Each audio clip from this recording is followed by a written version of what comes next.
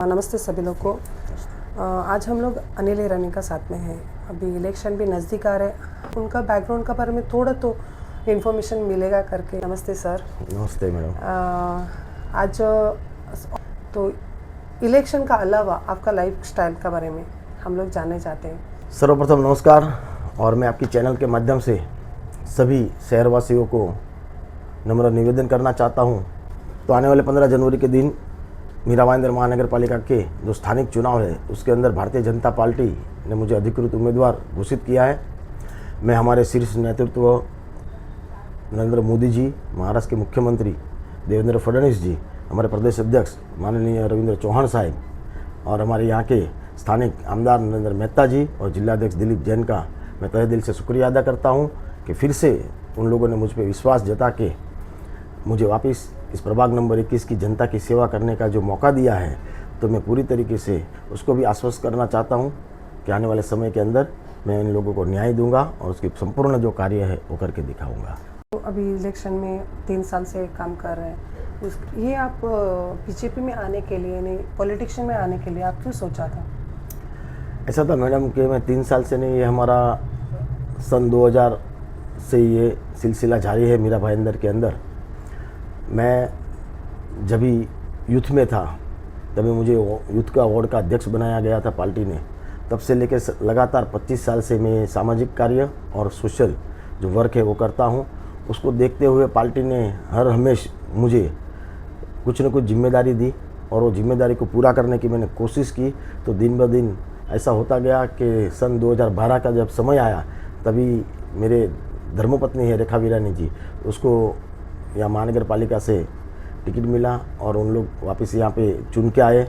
चुन के आने के बाद हमने लोगों की सेवा की और वो सेवा को और उसके कार्य को देखते हुए वापस 2017 के अंदर भारतीय जनता पार्टी ने मुझ पर विश्वास रख के मुझे टिकट दी और मैं वापस लोगों के आशीर्वाद से चुन के आया।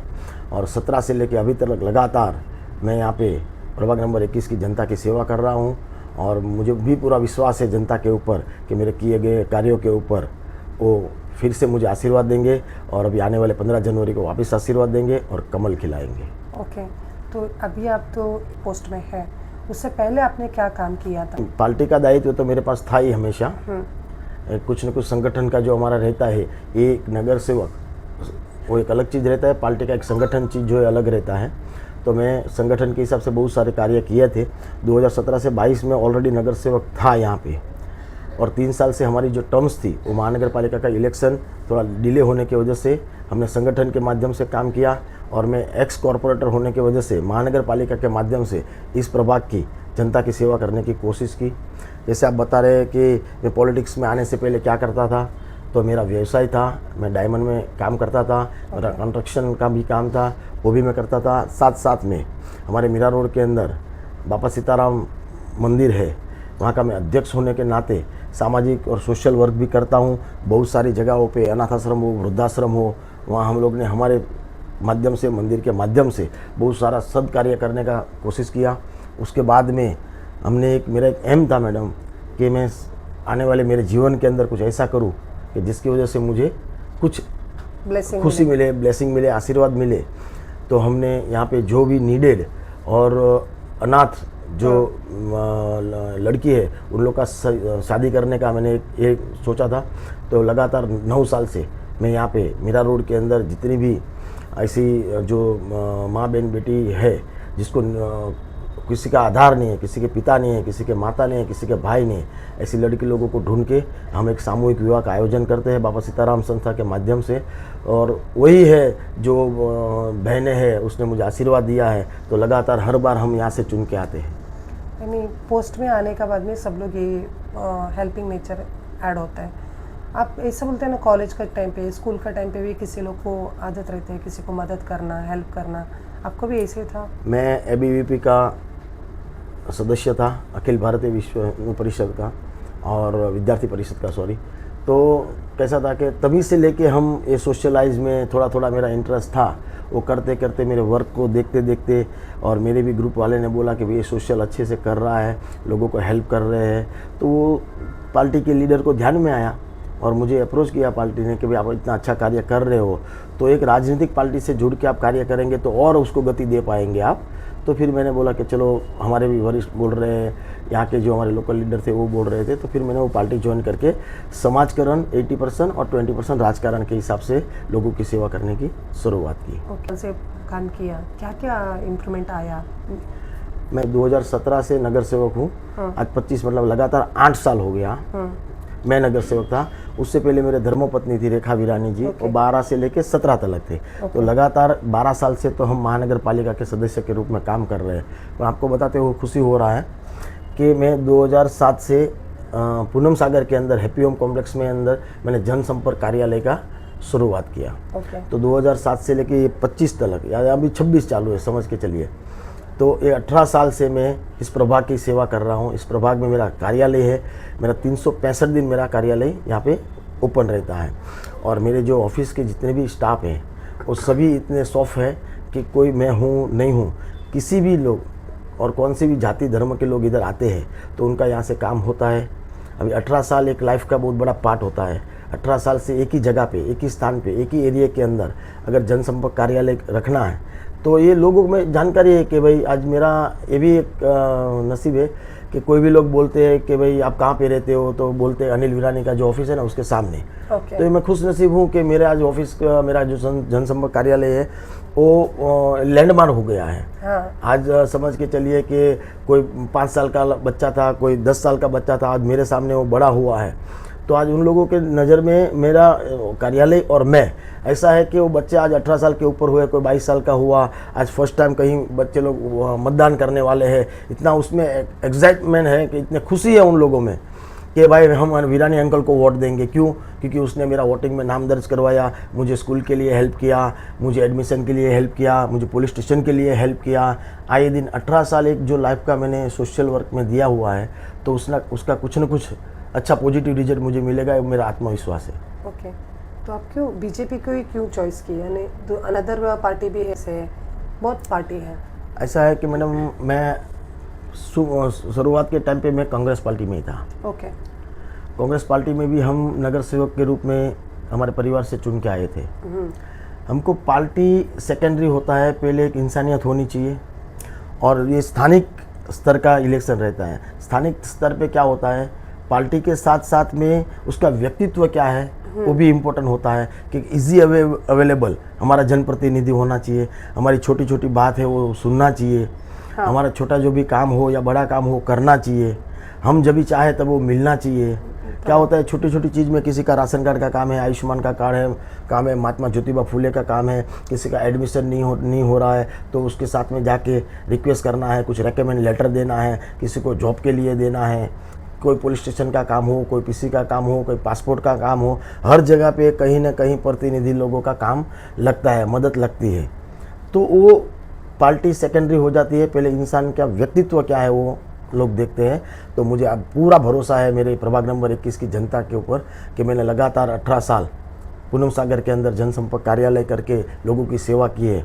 कई बार क्या होता है कि बरसाती मेंढक लोग हैं, जब बारिश आती है मेंढक बाहर आते हैं, वापस वो चले जाते हैं। हर चुनाव में होता है, कार्यालय ओपन होता है, 2 महीना 4 महीना रहता है, वापस बंद हो जाता है।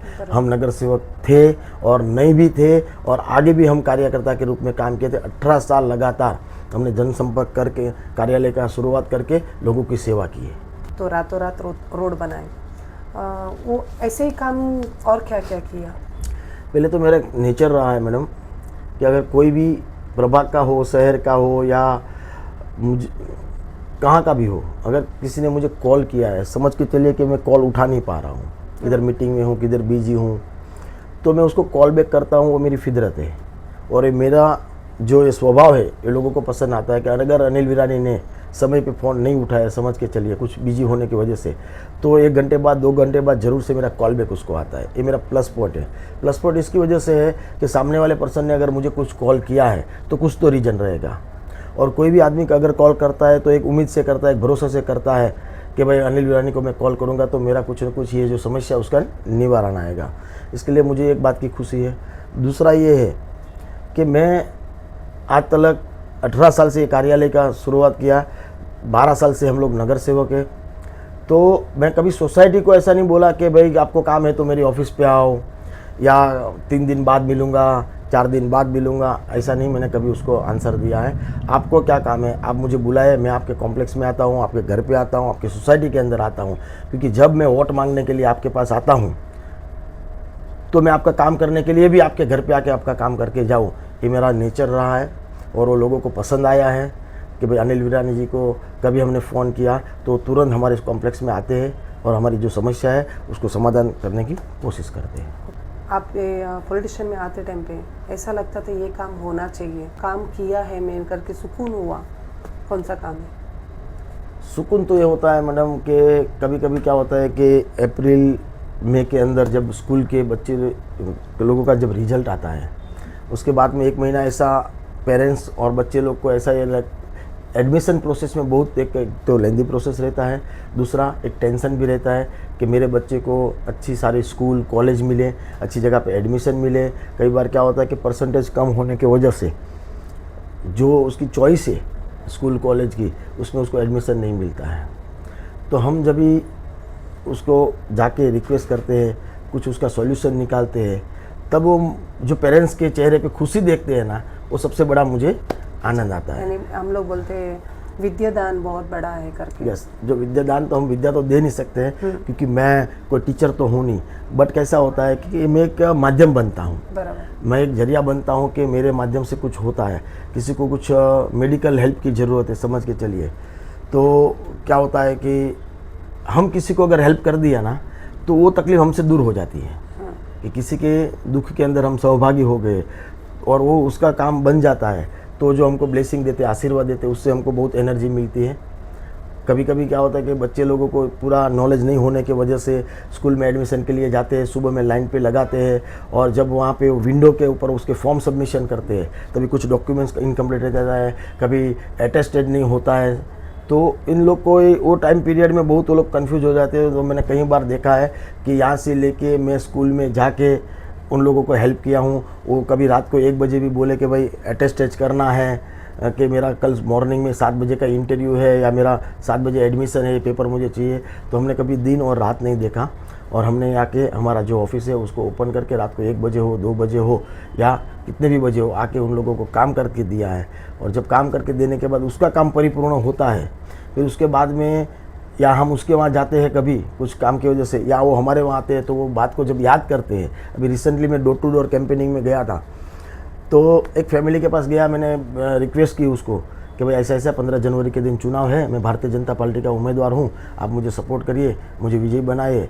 तो उसने मुझे बोला ना, तो मेरे को दिल को लग गया कि सर आपको आने की ज़रूरत यहाँ पे नहीं है, क्योंकि जब मेरी लड़की का एडमिशन पूना में कुछ हो रहा था और रात को हमको यहाँ से निकलना था और सब डॉक्यूमेंट्स इनकम्प्लीट थे और रात को 2:30 बजे आपने आके कार्यालय ओपन करके आपने काम करके दिया। नेक्स्ट दिन हम पूना गए और वो एडमिशन हो गया।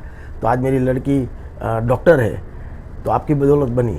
तो एक दिल को इतना खुशी हुआ कि चलो मैंने किया हुआ कार्य किधर न किधर हुआ तो लोग याद भी रखते हैं। तो मुझे भरोसा है प्रभाग नंबर 21 की पूरी जनता के ऊपर कि मैंने जो कार्य किया है उसको ध्यान रखेंगे, उसके ऊपर ध्यान देके मुझे ज़रूर विजय बनाएंगे। पक्का। आप किसको फॉलो करते हैं? मोदी सर को एक छोड़ के, और जो अभी राजनीति का रहता है, यानी रातों रात काम करो, बच्चे लोग को एजुकेशन में सपोर्ट करो। मैं मोदी साहब तो हमारे प्रेरणा स्रोत है ही है।